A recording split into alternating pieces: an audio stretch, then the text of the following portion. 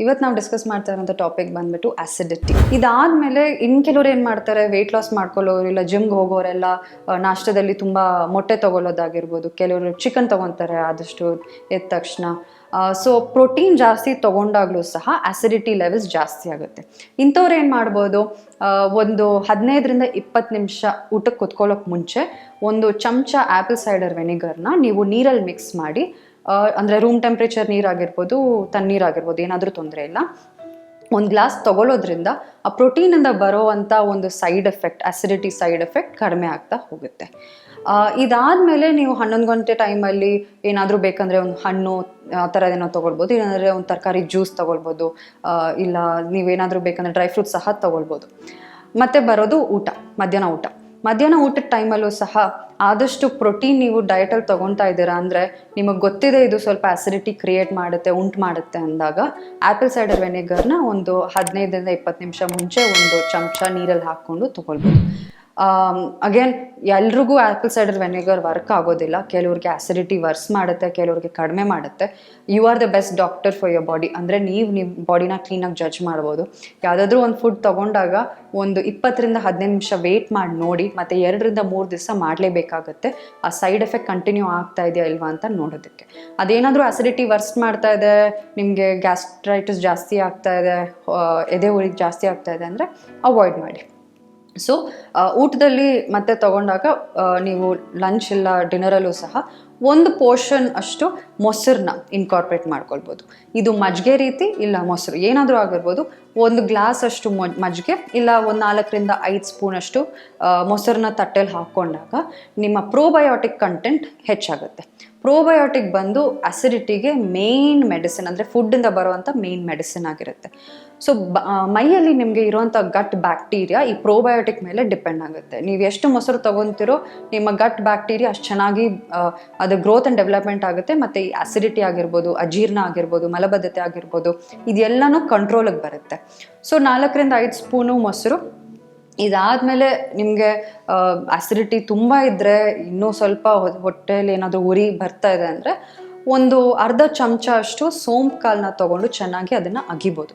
ಅಗ್ದಾಗ ನಮ್ಮ ಮೈಯಲ್ಲಿ digestion improve ಆಗುತ್ತೆ. ಇಲ್ಲ ಅಂದರೆ ನೆನೆಸಿಟ್ಬಿಟ್ಟು ಒಂದು ಗ್ಲಾಸಲ್ಲಿ 2-3 ಅವರ್ ನೆನೆಸಿಟ್ಟು ಅದನ್ನು ಕುಡಿಬೋದು.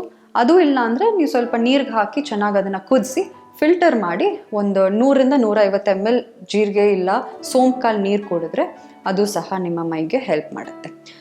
4-5 ಗಂಟೆ ಟೈಮಿಗೆ ಬಂದಾಗ ತುಂಬ ಜನ ಈ ಕಾಫಿ ಟೀ ಬಯಕೆ ಇರುತ್ತೆ. ಆದಷ್ಟು ಅದನ್ನು ಅವಾಯ್ಡ್ ಮಾಡಿ. ಯಾಕಂದರೆ ಬಂದ್ಬಿಟ್ಟು ಕ್ಯಾಫೀನ್ ಕಂಟೆಂಟ್ ನಾವು ಮೈಗೆ ಆದಷ್ಟು ಕಡಿಮೆ ಮಾಡಬೇಕು ಆ್ಯಸಿಡಿಟಿ ಇದ್ದಾಗ. ಅದ್ರ ಜೊತೆಗೆ ನಾವು ಅದರಲ್ಲಿ ಹಾಲು ಮಿಕ್ಸ್ ಮಾಡ್ತೀವಿ, ಸಕ್ಕರೆ ಹಾಕ್ಕೊತೀವಿ. ಸಕ್ಕರೆ ಆಸಿಡಿಟಿಗೂ ಸಹ ತುಂಬಾ ಡೇಂಜರ್ ಆಗಿರುತ್ತೆ. ಅಂದರೆ ಅದು ಇನ್ಕ್ರೀಸ್ ಮಾಡುತ್ತೆ ಆಸಿಡಿಟಿ ಲೆವೆಲ್ಸ್.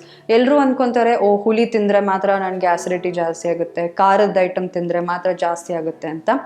ಶುಗರು ಸಹ ಅಷ್ಟೇ ಡೇಂಜರ್, ಅಷ್ಟೇ ಆಸಿಡಿಟಿನ ಇನ್ಕ್ರೀಸ್ ಮಾಡ್ತಾ ಹೋಗುತ್ತೆ. ಸೊ ಅದ್ರ ಬದಲಾಗಿ ಒಂದು ಬ್ಲ್ಯಾಕ್ ಟೀ ಇಲ್ಲ ಬ್ಲ್ಯಾಕ್ ಕಾಫಿ ತೊಗೊಂಡು ಅದಕ್ಕೆ ಬೇಕಂದರೆ ಸ್ವಲ್ಪ ಶುಂಠಿ ಹಾಕ್ಕೊಂಡಾಗ ನಿಮ್ಮ ಆಸಿಡಿಟಿ ರೆಗ್ಯುಲೇಟ್ ಆಗುತ್ತೆ ಮತ್ತು ಡೈಜೆಷನ್ ಸಹ ಇಂಪ್ರೂವ್ ಆಗ್ತಾ ಹೋಗುತ್ತೆ. ಇದಕ್ಕೆ ಬೇಕಂದರೆ ಸ್ವಲ್ಪ 4-5 ಪುದೀನ ಎಲೆ ಹಾಕ್ಕೊಂಡ್ರೆ ಸ್ವಲ್ಪ ಮಸಾಲ ಟೀ ಥರನೂ ಆಗುತ್ತೆ, ಚೆನ್ನಾಗೂ ಇರುತ್ತೆ ಫ್ಲೇವರ್. ನಿಂಬೆಹಣ್ಣು ಸಹ ಹಿಂಡ್ಕೊಳ್ಬೋದು ಲಾಸ್ಟಲ್ಲಿ ಬ್ಲ್ಯಾಕ್ ಟೀಗೆ.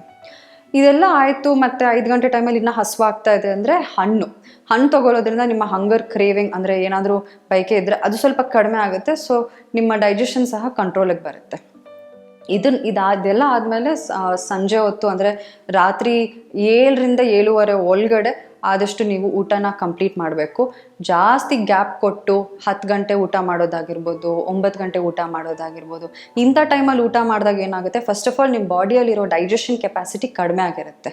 ಸೊ ಈ ಡೈಜೆಷನ್ ಸಿಸ್ಟಮ್ ವೀಕ್ ಆದಾಗ ನೀವು ಅಷ್ಟು ದೊಡ್ಡ ಪ್ರಮಾಣದಲ್ಲಿ ಏನಾದರೂ ಊಟ ಮಾಡಿದ್ರೆ ಅದು ಲೋಡ್ ಆಗುತ್ತೆ ಬಾಡಿ ಮೇಲೆ.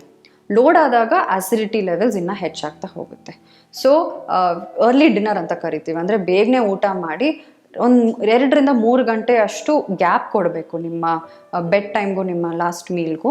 ಸೊ ಇದು ಮಾಡಿದಾಗಲೂ ಸಹ ಮೈಗೆ ತುಂಬ ಆಸಿಡಿಟಿ ಲೆವೆಲ್ಸ್ ನೀವು ಕಡಿಮೆ ಮಾಡ್ಕೊಳ್ಬೋದು.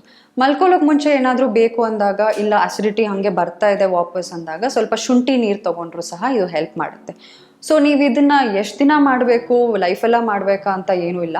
ಒಂದು 3-4 ತಿಂಗಳು ಅಂದರೆ ಒಂದು ಮೈ ಮೇಲೆ ಡಿಪೆಂಡ್ ಆಗುತ್ತೆ ನಿಮಗೆ ಅಸಿಡಿಟಿ ಎಷ್ಟಿದೆ, ಜಾಸ್ತಿ ಲೆವೆಲ್ಸಲ್ಲಿದ್ದರೆ ಎಕ್ಸ್ಟೆಂಡೆಡ್ ಪೀರಿಯಡಾಗಿ ಮಾಡಬೇಕು. ಸೊ 3-4 ತಿಂಗಳು ಕಂಟಿನ್ಯೂಸ್ ಆಗಿ ಮಾಡ್ತಾ ಹೋದರೆ ನಿಮಗೆ ಇಂಪ್ರೂವ್ಮೆಂಟ್ಸ್ ಕಾಣಿಸ್ಕೊಳ್ಳುತ್ತೆ.